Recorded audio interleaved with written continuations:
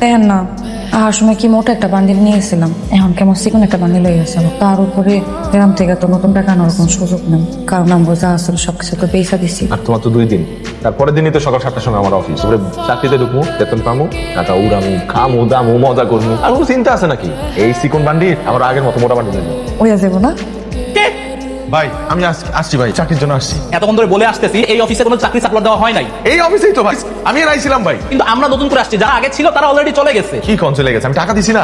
কার কাছে টাকা দিচ্ছেন আপনারা? আমাদের কাছে। আর আমার মতো কি আপনারাও টাকা দিচ্ছেন? আমাদের টাকা দিচ্ছেন। ঢাকা শহরে এরকম চাকরির কথা বলে হাজার হাজার প্রতারণা হচ্ছে, দেওয়ার আগে তো চেক করে নেবেন আপনারা। কি হয়েছে আপনার? এমনি ফিরাইছেন কেন?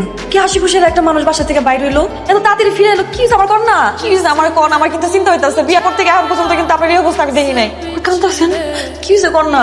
শেষ, আমাদের সব শেষ হয়ে গেছে বউ। শেষ মানে? আবার সাবাদ্রে আমরা একটা চাকরি লেগে কতগুলো টাকা দিছিলাম, টাকা লয়ে পলাই গেছে। আবার একটা প্রতারক, একটা বাটপার।